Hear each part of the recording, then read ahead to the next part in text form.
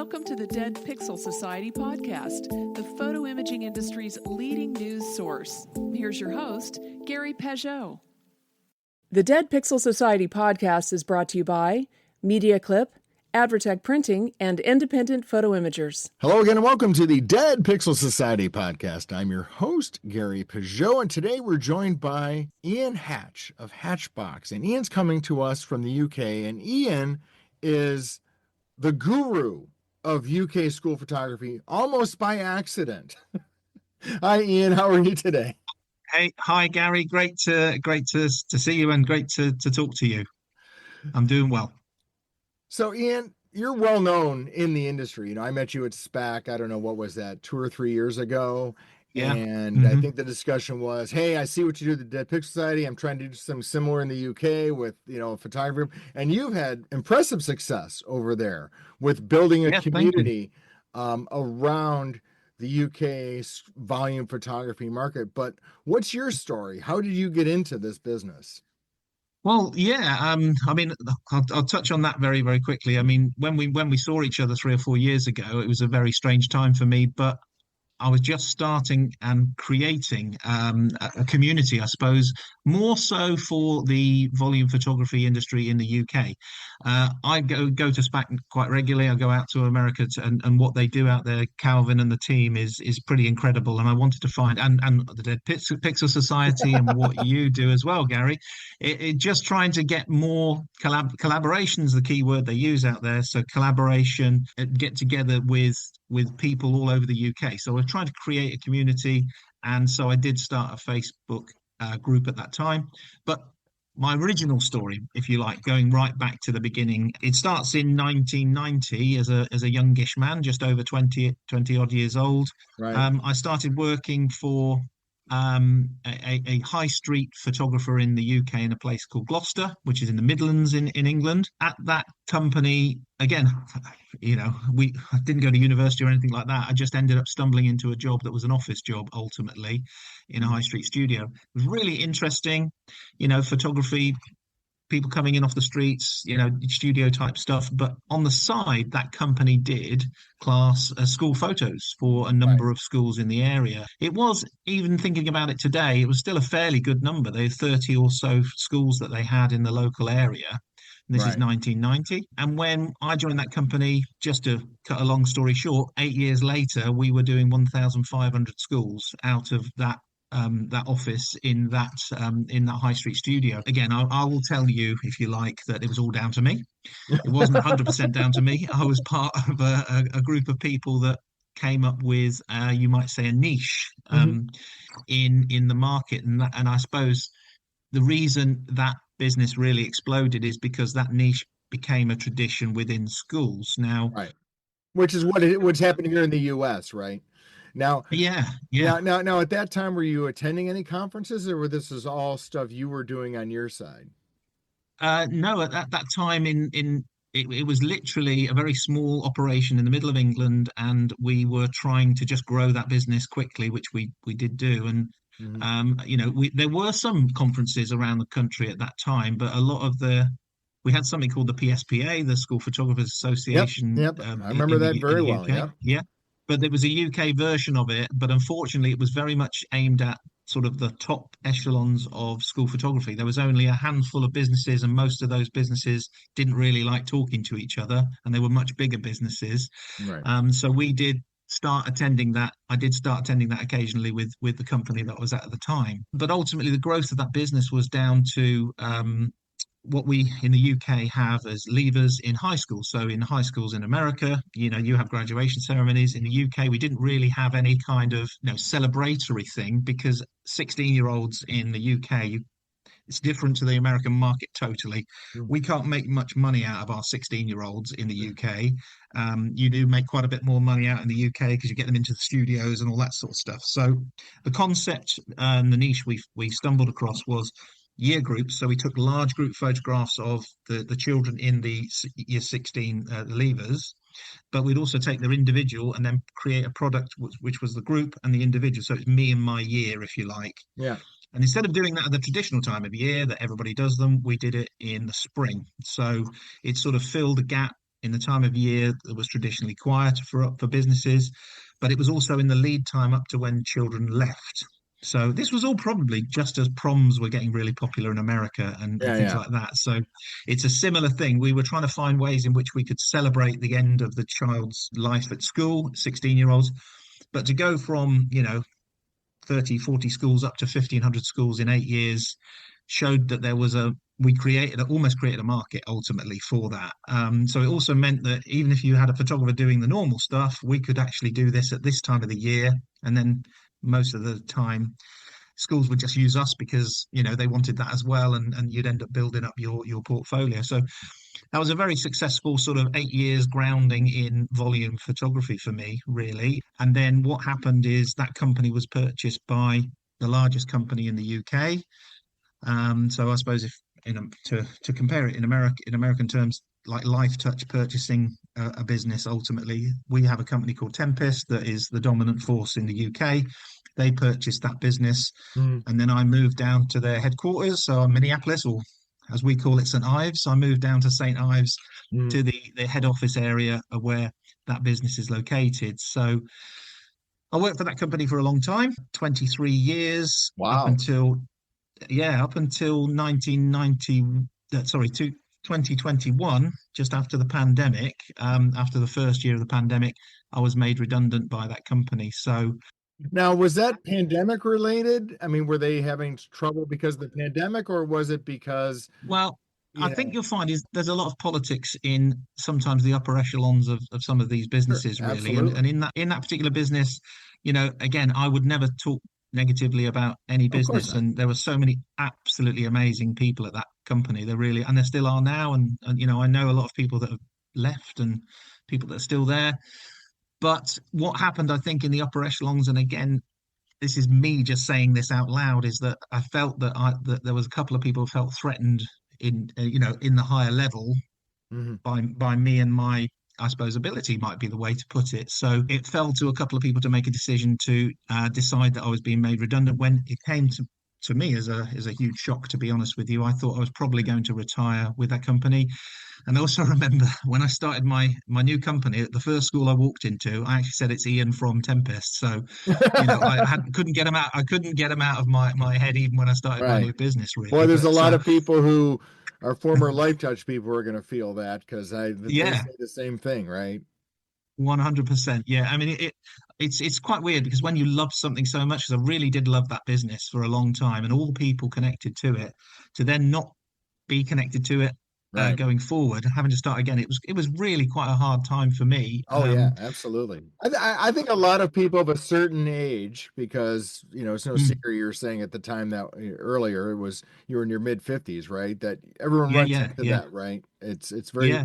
It's very difficult. 54, I mean, 54 years old, you don't really want to be thinking about what you want to do when you grow up, do you really? I mean, I was sort of literally thinking, what, yeah, hang on a minute. I've been in this industry for 30, at the time, 30, well, 31 years. I've been working in volume photography. So to turn around, say you're redundant and then think, oh, I'm going to be a taxi driver now or whatever.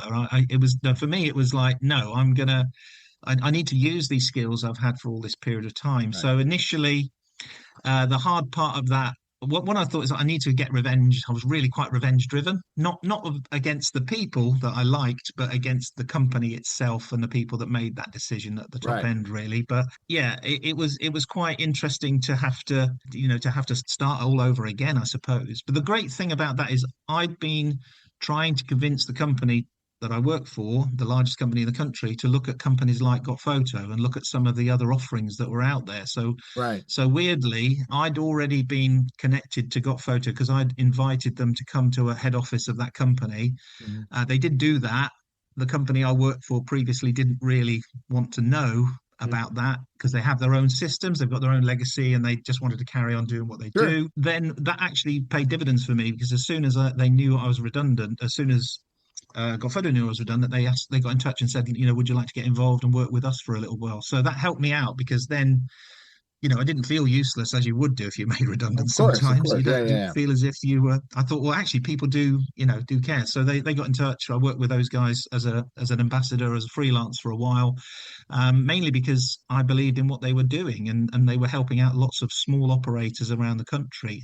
Hmm. When I think about that, that's all I was really doing when I worked for the company, the largest company in the country, because all they had was small regions all over the UK, and they're literally just small businesses all over the country, Right. So even so, I'm coaching and helping out, somebody, I don't know, in Scotland who's got 100 schools, and then there's somebody else in like Lincolnshire who've got 30 schools, or and these people work for the same company, but they're all, if you like, almost individual businesses Right. all over the country. Yep. So Yep. Yep. I had the experience of helping and coaching and supporting the outside staff for that company. And so when I left and I worked with Got Photo, I just sort of thought, well, this is just the same as working for the company I was with before. All I'm doing is contact them saying, look, can I help? How can I help? Right. And if I can, I've got some. I like to think I've got some advice that I can Right. give out. So very much that was what happened at the time. And then I also thought, why don't I start? If we were talking about this before we started, actually, workshops, I sort of thought, well, what I've got might be worth offering out to people to hear really about.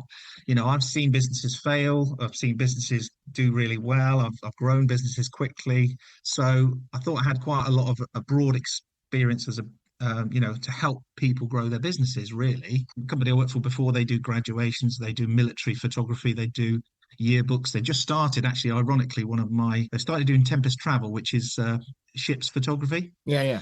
Photography on ships. And ironically, the introduction to make that happen was made by me into the company, Right. and that was all happening just as I was leaving. So anyway, but it's nice to see that they're diversifying and they're trying different areas of the market, really. Sure. But anyway, so I created these workshops, and all of a sudden, around about the time I was starting that, somebody who also used to work for that company previously said to me, "You should start a social media group, because I think that we could make a little bit of we could have a little chat online and talk about, school photography and volume and stuff." And I said, "Well, I don't know. I mean, if you join, then at least there'll be two of us. I suppose we could start it, Exactly.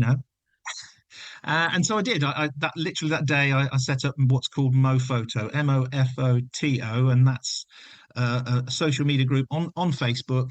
Not everybody's on Facebook, but a lot of us oldies are on there. And lo and behold, when I started that up, within 5 or 10 days or so, we were up to 30, 40, 50 people joining up. Mhm. And it started with people that I knew and people that I'd previously known through the company I worked for before. And then before you know it, I was starting to look at other social media groups doing the similar thing, not just in the UK, but across in America. And I thought I would love to get 100 people, or Right. Exactly. and then before you know it, we did have over 100 people, and then the next minute we were heading towards 1,000, and now we've got 2,000. I think it's 2,600, nearly Well, I'm 2,600 one of those people. people, so Well, thank you for that, Gary. I appreciate that. That's really good. But yeah, it's sort of we hit on something. There was obviously a gap, I suppose, a gap in the market for people being able to talk about Mhm. volley photography, because I've just been to the photography show in London a few weeks back, where I did a session that was basically, a lot of people ignore volume photography in Right. photography because they don't understand that it's actually a great opportunity to run a business and make a business work. Mhm. Stay with us. We'll be right back. Welcome to the Growth Hack Podcast, where we ditch the fluff and get straight into the real strategies that fuel business growth. This show is all about smart, scalable, and slightly rebellious ways to build a thriving brand. Come join us. Whereas studio photography and wedding photography, it's quite a hard graft. It's hard work to get repeat business and Right. constantly be on it, getting business, in through your studio or whatever. Whereas the volume side of things is often looked down upon. However, once you get a client, an account, the repeat business and annual repeat business, it's such an opportunity. It really Right. is. People don't realize. So Well, and the other thing is that it's photography, but it's different, right? I mean, yeah, if your drive is to get that great bridal shot or the yeah, the wedding shot or whatever, you probably aren't going to be satisfied doing Very true. volume. Yeah. Right. Because it Yeah. is photography, but it's a different beast. It's a lot of That's right. It's data. not fashion. Yeah, Exactly. It's not exactly. fashion. It's not photographing eagles in the Highlands in Scotland Yeah, and, exactly. the landscape shot. It's not that. It's still important. I mean, that's the thing. These are Yeah. still important memories Yeah. for parents. Yeah. I'm not diminishing the importance of it. I'm just saying it's a different Yeah. Yeah. style. And sometimes you see that at events like SPAC where you get people Mm. who are coming in, who are coming from that world, and they're thinking like you are. If I could just pick up 5 or 10 schools, it'll Yeah. help my Yeah. fall because that's my slow Yeah. season. And it's a Wow. difficult adjustment because they want to do 3 poses and they want to do. Yeah. Yeah. Yeah. Yeah. I mean, 100%. You've hit the nail on the head there, really. There are people out there that if they did 10 to 20 schools a year, they could enjoy some of the stuff they want to do, Right. which is go off and photograph eagles up in the Highlands or in Montana or whatever. Do you know what I mean? It's like Yeah.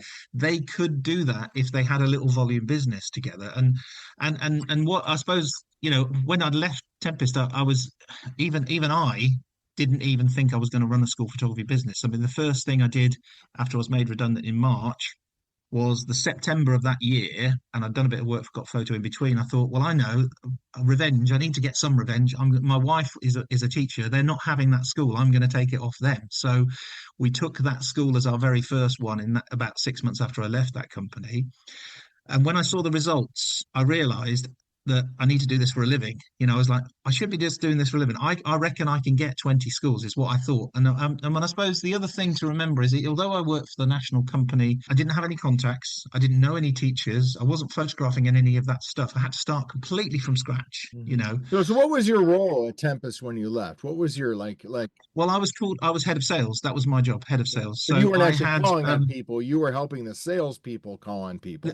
I was more of a mentor, I suppose you would say, more of a coach, more of a support network for not just the 100. They got 120 regions that Tempest have got spread out, roughly, or maybe 100, maybe less these days. But that was like looking after 100 businesses, I suppose. Right. And I had direct salespeople whose job it was to go out every day and sell. But I never really walked the walk. Do you know what I mean?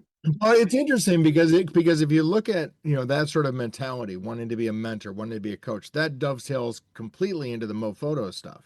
That's more of a natural transition for you. But anyway, going back, you started that fall with one school. Now I have a question.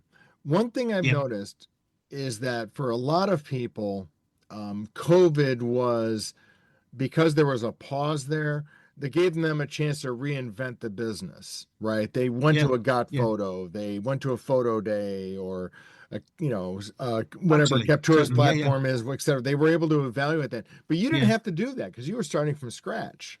Yeah, I mean, to be fairly frank, it's true. I mean, it's quite exciting what you're saying, really, because just before COVID, when I was working for Tempest, one of the things I was trying to pioneer was contactless photography, so paperless photography. So you don't need to print anything, you don't need to hand anything over. You just either messaging, texting, or emailing to parents. So I was trying to pioneer that from within the company, and then COVID came along, and actually it made the company more prepared when COVID came along to be able to do that. So I kind of ironically helped them a little bit in the latter stages of before COVID came along. But what it meant was that explosions, it really does help companies like Got Photo, NetLife, all the overseas ones, Photo Day, like I say, everyone that's at SPAC. It really helped them become more attractive because people thought, well, during COVID, that's, the systems that are now successful during that period are now ones that most people can use quite easily. So, and again, 10 years ago, you couldn't really start a business up in this space because unless you had lots of experience or you had lots of things lined up to be able to do it. But now, with those kind of software platforms, as long as you can get the work and you can photograph it, you can use these off-the-shelf workflows to, literally get it to your client and get the money and bring the money back to you. So it was never been so easy, really, as I was going into starting the business as compared to what it's been like in the past, really. So, we started out with one school. When I saw the results, I was very happy. And not only that, I got 2 ex-photographers from the company I'd worked for before to come and do the photography for me. So it was like a little group of people that, had worked for that company.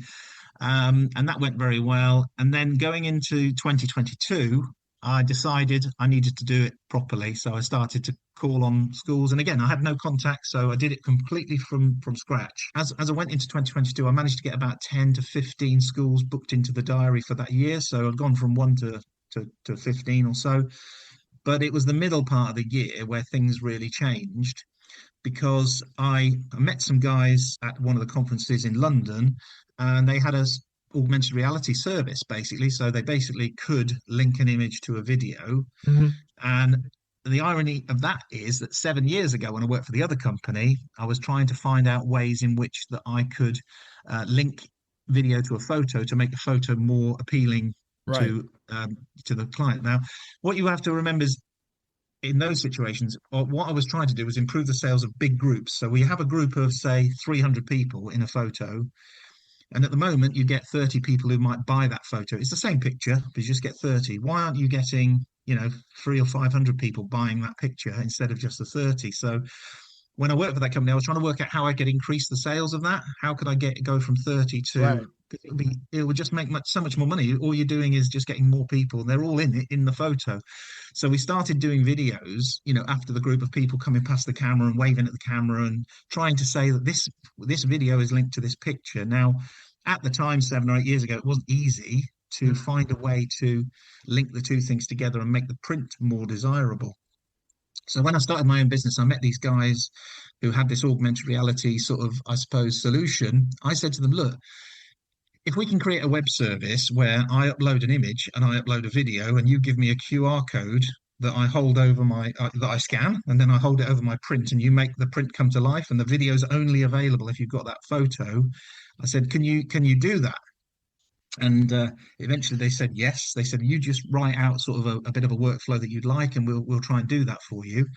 And so a little bit of a learning curve the first year. I did one school where I photographed, and we did individual videos as well for individual children. So the children spoke for 5 to 10 seconds, and then we linked it to the picture. When you buy the picture, if you spend a certain amount, we'll give you this QR code, and then you scan the QR code and that photograph will come to life. What I found was that became incredibly popular, and not just... Now, can mom or dad share that video, or is it, once they've... No, the video, to explain it is always difficult in these situations. That's why it's been so powerful to show it to people. But what you do is the QR code, once you've scanned it, it's on your device. The link is on your device. So you hold your device over the print that you purchased, right, and that video comes to life. Now, if someone in another state... That kind of stuff's been around for a while. I mean, there's other people who do that too, yeah. Yeah, there certainly is. I mean, Chris Garcia and stuff. We were out. We did actually a session at SPAC talking about with Chris and with the other guy. I can't remember what's his name. The other guy from California that Cornerstone Photography as well. Yeah, that's right. Yeah, Time Stone. That's it. So yeah, basically in 2022 we started doing it. It became popular, and I started showing it to other schools, and then all of those schools were literally falling over themselves to want to get involved. So the great thing about it is the video is not online. Okay, the video is not online. The only way you can see the video is if you buy the print. Right. Because to activate the video, you have to have the print in front of you. Mm-hmm. Okay.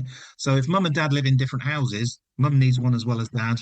It's the same QR code. So they both have the same QR code, but they're in different houses. So what we started to find was, when we did a group picture of 30 kids, the class photograph size, instead of 8 to 10 people buying a group of 30, we were getting 25, in some cases, 32 people, more photographs being bought than there are children in the picture. Because of split households.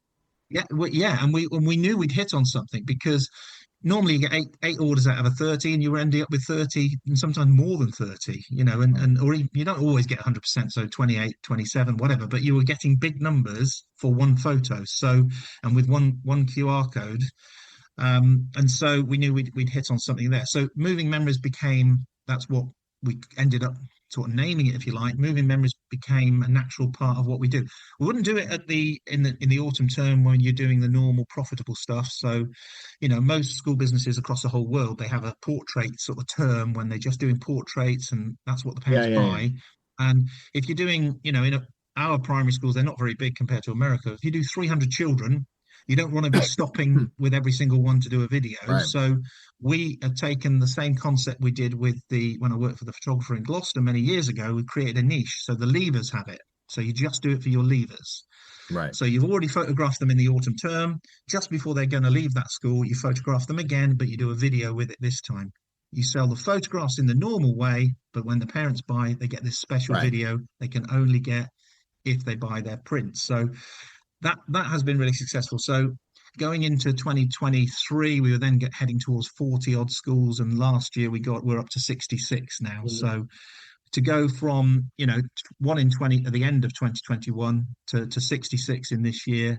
Let's say it's just my incredible personality that's done it, Gary. It's nothing to do Of with the course. product. Yeah. No, I mean, who wouldn't want? I want to move to the UK and have children just so you can photograph them. Clearly. Okay, well, thank you so much, Gary. That's it. That's what we need. We need more parents that want children. That's what we need. Yeah, of course. So that, I suppose, that's the kind of story. And in the background, while that was happening with my own business, I was doing a few workshops, you might say coaching, but trying to support other smaller operators that were starting up.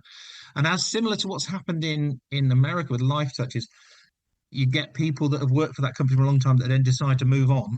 And when they move on, they may start up their own business. And what was happening similar in the UK is people were leaving, and they were naturally coming to people like myself who'd already done that as well, and getting support and realizing that actually they could do it on their own. They could do it on their own. Right. And with the software options that are out there, being very successful very quickly as well at doing it on their own. So the Facebook group was very much, for me, it was sort of therapy for myself almost. It's like I was able to, put things out there, and then people started to realize very, very quickly that there was almost a need.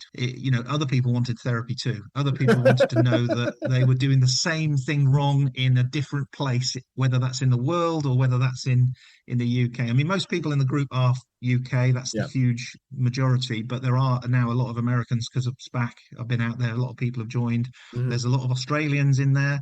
There's some South Africans as well. And, we've got a whole wide range of people that I've got the same problem no matter where you are in the world with volume photography and with questions, with lighting and all that sort of stuff. And do you have the same extent challenges that they have in the United States with student privacy? Because that's a big issue here, where some of the technology can solve for some of that. What is the situation over there? Well, I think you'll find it that GDPR is one of those words that we call it GDPR, the General Data Protection Regulation. Yeah, we have here. it. So, same thing. So, I mean, from our point of view, it's not so much of a problem in that we are dealing with school offices and principals and the people that are responsible for what goes on in the school. And quite often what happens is that they get the wrong information and believe that you can't share anything with you because they're trying to protect the parents. Right. And quite often there's a lot of miscommunication and they don't really understand and all that sort of stuff. So it's actually quite hard work as a business person persuading the school and saying, actually, what we're doing here is to benefit the school, to benefit the parents, to make it easier for the parents. And so, GDPR there's been a few hoops that we've had to sort of jump through to make sure that we're doing the right thing. And ultimately, we are doing the right thing as long as consent is given by the parents ultimately. And in most cases, that's, in 99.999% of the time, that is the case. Because obviously, if we say to our schools, if there is any issue with GDPR, you don't want your children to be photographed, then we won't photograph them. And that has to be the starting point. It really does. But, most of the time, parents want the photos, or they want to see them, even if they don't want to buy them. They want to be able to, they're quite happy to have their child photographed for record. As far as my experiences go, really, and they have done for a long time. Are UK photographers also doing all the other things like ID badges and those kind of things? Yeah, I mean, ID badges photographers do and make that available normally that's more of a secondary or a high school thing. The market I've been focusing on is primary age. So the 6-year-olds to 11-year-olds is what I focus on. We don't really get much call for ID badges. You do get them for staff ID badges, the staff needing them. But the senior market, the 11-year-olds to 16-year-olds, there's a little bit more of that. But again, ID badges are not necessarily something in this country that we haven't really taken on that Well, that you've got particular different concept. security concerns, frankly, in the Yeah, UK than in the United States. totally. So that's a Yeah, good. yeah, Now, over here, in terms of copyright, we've got several states that are saying, you have to delete the images after 2 years yeah. and things like that. Is there anything like that happening in the UK? Because of the UK schools, a lot of them now are in trusts, groups of schools. You have this in districts, I think, and things like Yeah. that over there. So we have trusts. So sometimes there might be a trust driven concept that we have to follow, but not normally to do. I mean, occasionally I get questions about how long you're going to keep the images and that sort of stuff, and we just, we can get rid of them whenever you like, really, if you want us to. But ultimately, those questions do come up, but I don't think it's quite as a much of an issue as it might be in some of the places in the US, in the States, really. Okay. We are very lucky. I think our market is fairly simplistic compared to some of the things that happen. I mean, when I go to some of the events at SPAC and listen to them talk about district tenders and things like that, I think, oh, I'm so glad I'm not in that world. But we are very lucky that we, most of the time, and it still seems to be the case now, individual decisions are made by individual schools, and that's really, really good for us, because it means that you can really focus on working on the schools you want rather than the ones you don't, because there's quite a lot of schools in a trust that some of them you don't actually even want, really. Yeah. Wouldn't want the contract for all of them, because there are certain ones that you specifically want. So, Yep. and that's the same for me down here. I mean, I'm very focused on being regional. I don't go any further than 60 miles that way to the right. But if you go to the left, it's America as far as you go, because I'm right down the bottom of Cornwall. So I've only got a 60-mile radius going to the right of where I live, Right. that I would really want to work in at Right. the moment. I mean, and that may change as we get bigger and bigger, but at the minute, I'm happy with that kind of, with not having to drive too much more than about an hour a day Mhm. to any sort of school, really. So as it So stands. let's talk a little bit about the Mofoto community and the Mofoto like in-person events you've kind of done, because Mm, that's sort of been an outgrowth of this. It started as a two-person Facebook page, and it's friends. it's really Yeah, grown into a pretty yeah, significant entity.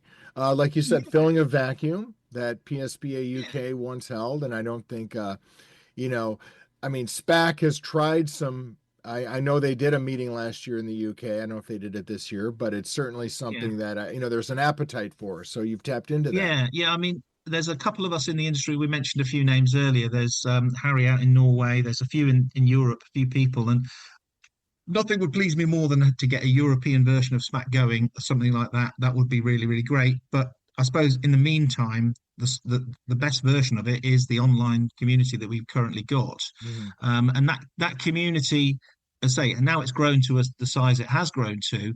We're attracting people who want to learn more, and in some cases, they're people that have been in the industry a long time. As I've been saying that I'm going to do some workshops. And now, especially now, in the last year or so, I've not only have I said I can do it, I've proved that I can do it by running my own business from scratch, really. So to then have a workshop saying, look, I started with nothing and now I've got this. This is how I did it. I'm quite happy to share that with anybody who wants to come. And so I had, what do I have? I've done some Zooms this year with 12 or 14 people in it. Mhm. Last year, I went on about 4 or 5 different road shows around the country doing it. I also went to a Got Photo roadshow this year with some of their users at that event as well. But yeah, MoPhoto has grown into this marketplace, I suppose, where you can get help, really, and the extension of that is running these workshops. But as I say to anybody that comes to any of my workshops, ultimately, all I'm interested in is finding ways in which I can help them to win some schools or keep the ones they've got or be more profitable or find better solutions of working in this industry. Because I'm a very simple guy, and with my business, I'm an outsourcer. I don't like to do any work. Yeah, I don't want to do anything for myself. I want to be able to use the services that are out there, Right. and there are people that can do it better than you. It's like I don't do my own printing because I would never want to do that, because there are great printers out there that you can automate your processes with. Same goes for that's how I feel. And if anybody wants to run their business differently, I've been involved with businesses that run it where they own it all themselves. It's all in-house. Yeah, the We print vertically everything integrated in-house. model, as they say. Totally. So, And that can work. I mean, that's one of the mm, beautiful things about yeah, this. There's really no one way to do it or not. I mean, when I talk to people at SPAC or SPOA or things, it's always interesting to see when you hear people saying, oh, I used to print, then I outsourced it, and I'm much more profitable. And then there's other Yeah, people who are saying, I outsource some, but I'm going to bring in the gift items, right? I'm going to yeah, do those yeah, in yeah. house, Yeah. and you have that flexibility. It's perfect because I've got quite a few people who I speak to who are in Mofoto who they would always want to print their own stuff because they really truly believe they're making more money. And I think they are making more money for sure than I am, but I'm happier. Do you know what I mean? So Yeah, you can look at it in different ways, really. Do you know what I mean? He's exactly. happier because he's got more money. I'm happier because I've got more time, Yeah, So what right. suits you, it doesn't necessarily suit others. But the good thing about it is to be able to look at it from without ego, look at it and say, actually, yeah, that suits you, you do it that way, or but here are some other ways you can do these things. And Right. I'm not here to tell you to change, and I'm not necessarily saying I'm the guru, but I'm certainly someone who's got a lot of experience of it being done in different ways. And I've, like I say, I've worked for that company. It's all in house. I mean, I'll tell you what, another thing is that you probably don't realize I've actually been to Life Touch's headquarters Hmm. in Minneapolis. I've actually been in the boardroom there a few times because our company in the UK used to have a relationship with Life Touch, Hmm. and so we sometimes did an exchange visit. So I went with three of our other senior managers out to Minneapolis, probably 2000 and I'm trying to think now, 17. It was just before they or just after they bought Shutterstock. Not Shutterstock, Shutterfly. It Yeah. was just after they bought Shutterfly. I literally went No, it out was the there other way that around. season. Shutterfly bought them. Yeah, yeah. Sorry, I mean the other way around. When Shutterfly bought them, I went out literally as that changeover was happening, and again, it was really interesting because they were very, very in-house, almost insular kind of business where they didn't really outside influences weren't really coming in. So that was amazing time because they had finally got all these onlookers from outside coming in and sort of trying to shuffle the business around and change it a little bit, really. But and again, I'm not necessarily saying that was a good thing for Life Touch, possibly, Yeah. because like with everything, most of the actual real business is done down at ground level by the local people for servicing the photographers servicing those schools. That's where even the company I worked for before, that's where they're strong. They're not necessarily strong because of their name or because of their Right. legacy. It's about those human beings that they've got on the ground in those areas that make it really, really special. And that's why I knew when I grew my business that I could be like that.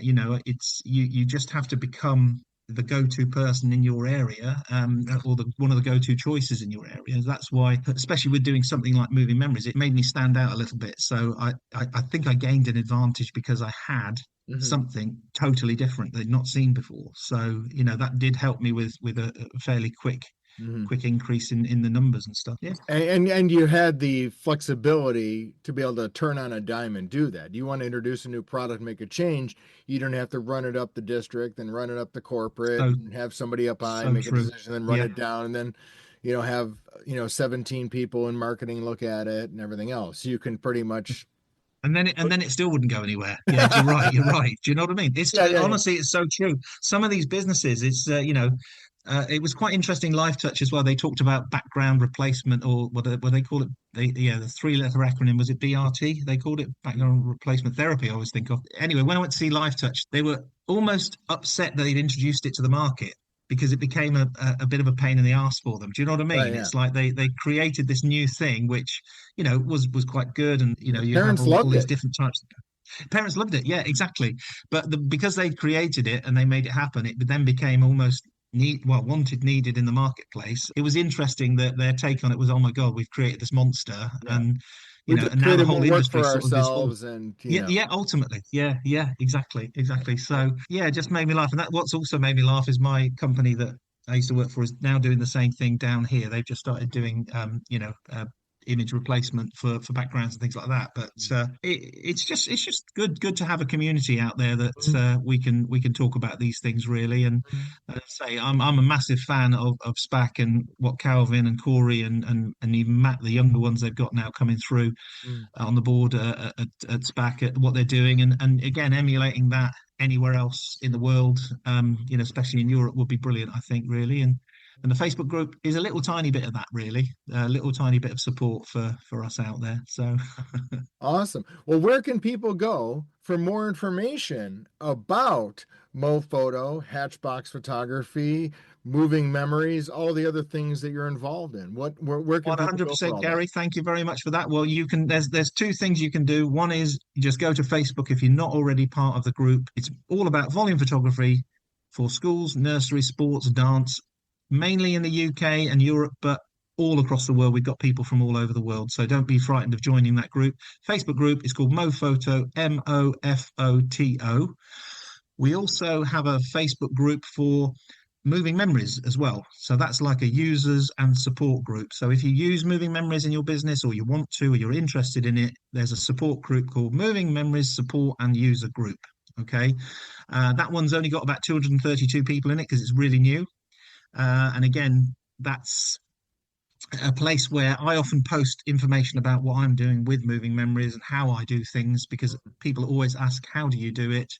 Why do you do it? All those sorts of questions are answered in there, because ultimately for me, that is something that really, and even this year as well, we're doing something called time tag hoodies. So we've got hoodies now that come to life. So this particular image on my arm, when you hold your phone over it, it plays a video as well. So that's something that can also enhance what I do in levers, because every lever in the UK has a hoodie. So we're looking at selling hoodies that have an image on that plays a video that ties into the photography that we do as well. So there's lots of little exciting things going on, but where you can get hold of me, Facebook group MoPhoto, Facebook group Moving Memory Support and User Group is called. Awesome. Well, thank you, Ian. It's been great catching up. It's always a pleasure when I see you at SPAC, and look forward to seeing what you're up to again. Thank you very much, Gary. Take care. Thank you for listening to the Dead Pixel Society podcast. Read more great stories and sign up for the newsletter at www.thedeadpixelssociety.com.